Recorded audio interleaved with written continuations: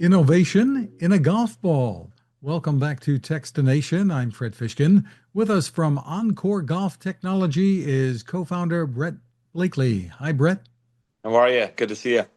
Great to see you too. Now, you are an entrepreneur who has spent years in the golf industry. Give us a little more background about you and OnCore Golf. Sure. So I went to college for marketing and advertising. I'm from Buffalo, New York, and when I graduated, there weren't many marketing agencies at that time. Now there's actually a ton. Buffalo's become quite the hub for entrepreneurialism and for tech and innovation companies, which is awesome. But at the time, there wasn't any. So I went to New York City, worked for a couple international ad agencies there. Met my buddy, met a guy named Steve Colton, and we it was during the time that the job market tanked, and I took my love of marketing and all sports, and he had played golf and was in finance, and we decided to start a company called OnCore Golf, and that was back in 2011. So we've been around for 13 years. Uh, big part of that early journey was getting the angel family and friends financing, just to get prototypes made. And we had a very unique technology that we were bringing to the industry. And after about 5, 6 years, we had made a historic win against the USGA to get our new technology USGA conforming. And we were only the second company since 1926 to do something like that. And that allowed us to get the attention of two of the industry's most renowned golf ball designers and engineers that have worked for all the big guys. And they've been with us since 2015. So it's been quite a journey and very exciting. We should tell everyone, our listeners, that Encore Golf is spelled OnCore. I So, love that you said it. Thank you. what can everyday players learn here? What should they know about the science behind a golf ball? I mean, for one, I think it's important that, if you are going to be golfing a lot, golf is frustrating as it is. It's a super tough sport. It's very hard to get good at. So you really have to put the time in if you're expecting to drop a lot of, strokes in your handicap. But that being said, the equipment that you play with is important. Getting the right clubs is important. But the golf ball is the only piece of equipment that you use on every single shot. And there really is a difference and a benefit to using the right golf ball for you. Some of the things that go into that decision are, how hard you swing the club.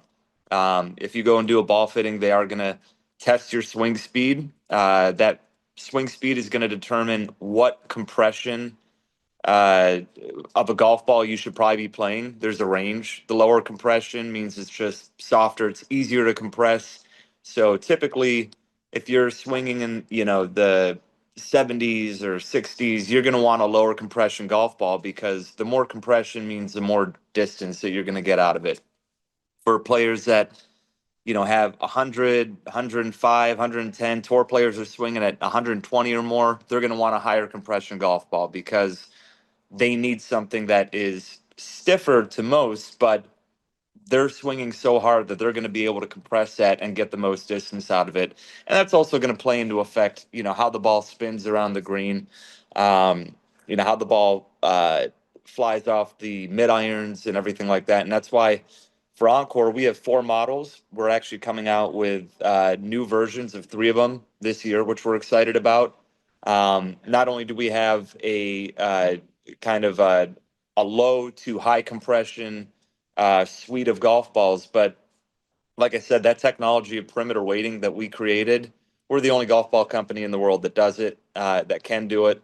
And what that is creating is a much tighter shot dispersion on mishits. So for a game that's already frustrating, if you're getting a ball that's a little bit more forgiving, but also you're getting that distance, I mean, our top 2 tour models are outperforming any ball on the market. So it's been really interesting and exciting to see how people, once they try it, they're coming back for more.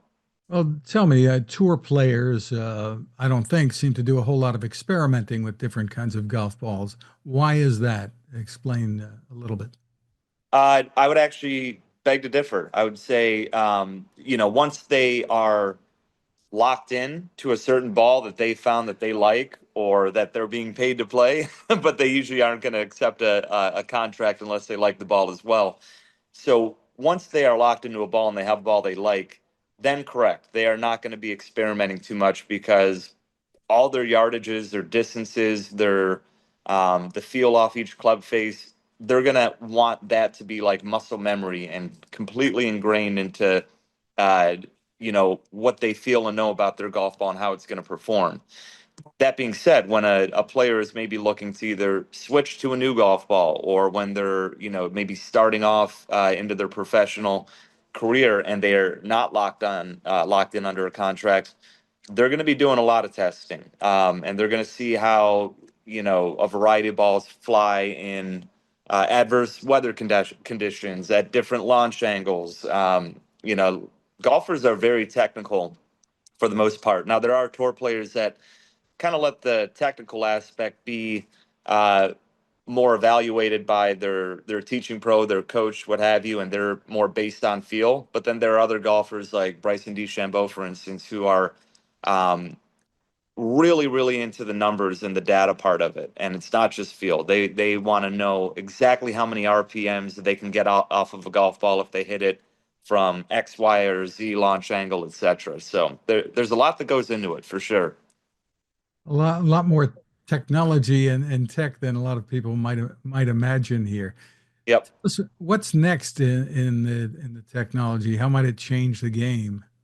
Yeah. So one of the things that we've been working on outside of our suite of golf balls that would be used in tournaments or just everyday play, from amateurs to tour pros, which we have, by the way, we have several tour pros that have actually invested in OnCore, which is exciting because we are innovators in the golf ball space. But from a purely really interesting tech standpoint, we are currently launching or about to launch what has been a 5-year project called the Genius Ball. And it is a ball with magnetometers, gyroscopes, accelerometers, all inside on a small chip and electronics. So we have essentially put a ball or a brain in a golf ball that will be providing all sorts of incredible data for putting. It'll be initially starting off as a putting ball.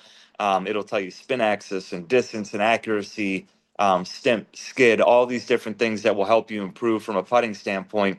And then quickly there will be versions that you'll be able to use with your short game, your irons, and eventually full course play. So it'll be like having a simulator in your pocket. Wow. Yeah. It sounds like a real engineering challenge because they have to take a beating, a real beating. Yeah, that's you're totally correct. I mean, that was one of the things that was the pain points of the development of this whole project was making sure that it would be able to withstand any kind of impact. Because even though we're starting it off as the most advanced putting aid to ever exist, within a year's time, we expect it to be ready for full course play, which means the electronics need to survive the hit from not only the irons, but from a driver. A driver can put 15,000 pounds of G force on a golf ball. So we have gone through that process and made sure it is durable. And we've hit it hundreds and hundreds of times, and the electronics survive. And part of it is because of a unique protective shell that we put around those electronics in the center. And then, of course, you have the rest of the golf ball formed around it with, the different core composition and rubbers and everything that are also protecting it.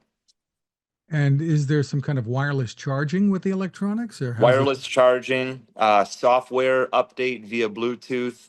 So it's not like you have to plug it in because, of course, that would affect the cover of the golf ball. Yeah, wireless charging. I mean, it's pretty impressive, and it feels exactly like a professional tour quality golf ball. You want to be able to tell the difference. And from the player's perspective, tell me more about what I'm going to get out of this, why I will want to use this. So a lot of the investors from tour player standpoint have invested because everybody knows that you putt for dough, drive for show. So the data that you're getting from being able to, understand your putting stroke and the different things that you can do to be better from that standpoint are paramount to, the success. I mean, not only for a tour player, but even down to just the amateur golfer. Most people do not improve their handicap very easily because they're not improving their putting. When you go to a golf course, what are 90% of the people amateurs doing? They're hitting drives and hitting irons out on the range. Rather than if you notice, the good players at those courses are usually spending 90% of their time before a round on the putting green and the chipping green because the short game is really where it's important. So being able to take all the data that the ball will give you, and then we use AI for it to basically recommend um, different tip videos. We have a few of the world's top putting instructors that have gotten involved, so they'll be providing video instruction based on what the data is telling them or telling you. But it's also going to make it fun. We're adding gamification to these drills through the app, and yeah, I think it's just going to be a really unique and interesting way to improve your game. So once again, when might this be available for folks to buy? Yeah, so we're launching this year. Right now, the app is in its final stage of development. It's nearly done. We're actually just basically doing, we're making it super sexy from a visual standpoint. But all the algorithms, all that part of it is done. The ball is done. So we're just getting the app in a place that we're happy with, making sure the website and everything, are all functioning properly. And I would say within the next few months, we're probably actually going to do a soft launch this summer, but do a full consumer launch probably around holiday season. What can you tell us about pricing? We're expecting it'll probably be in the $200 range, which for a sleeve of golf balls, which that sounds expensive because people are used to buying a dozen golf balls for $30 to $60. But these are not regular golf balls. These are full-blown computers in a golf ball, and actually training aids like the putting mirror, which is literally a mirror, is over 200. So it's quite a bargain when you think about it. And we also are going to have a program for making sure that if the cover ever gets worn down or you need that gets scuffed because you dropped it on the pavement or what have you, we'll be able to replace that free of cost. So it'll be a one time. I mean, and especially as a putting instruction ball, I mean, these are going to last and give you tens of thousands of dollars worth of training data, over the lifetime use. You got to keep it out of the water, though, right? Right, exactly. And again, we'll when we have the versions that you would take out on a full course, we might have to shift things to make sure that it is accounted for if there's a water hole or something like that. How they would be able to get one without having to pay full price again. Very interesting. And with the line that you have out now, what are the advantages you feel you have over the competition? Yeah, so I mean, the perimeter weighting is the main. That is what we literally battled the USGA for 2 years over, and that is the thing that they rewrote the rules governing golf ball construction to allow. So the perimeter weighting is not only giving you tighter shot dispersion, because the quick metaphor or analogy, I guess, to explain that technology is, a hook and a slice, when you mishit it, is side spin. You're putting too much side spin on the ball, and that's why it's given that curve left or right. When a figure skater goes into a spin and they're in tight, they speed up. When they want to stop or slow down, arms and legs go outward. So we put high density metal particles in the mantle layer, which is that thin layer right under the cover of a golf ball. And we do it to different degrees depending on the model. But what that does is shift more of the weight to the perimeter, which means that on those mishits, your side spin is going to decay at a much faster rate, which is beneficial. The thing that we didn't realize when we created this technology was the positive effect it was going to have on velocity. The velocity off the tee is literally at the very highest point, to the point where it's almost illegal, which is great because it's giving you tremendous ball speed, which equates to distance. So you're getting more accuracy, more distance, and you're not sacrificing feel.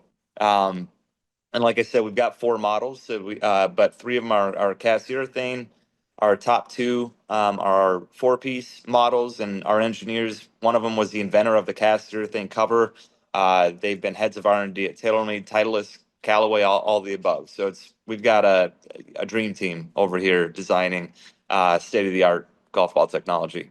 Well, congratulations on the innovations. For more info, where's the best place for people to go? OnCoreGolf.com, and as you said, it's ONCORE golf.com. Terrific. Bret Blakely, thank you so much for spending time with us. I appreciate it. Thank you.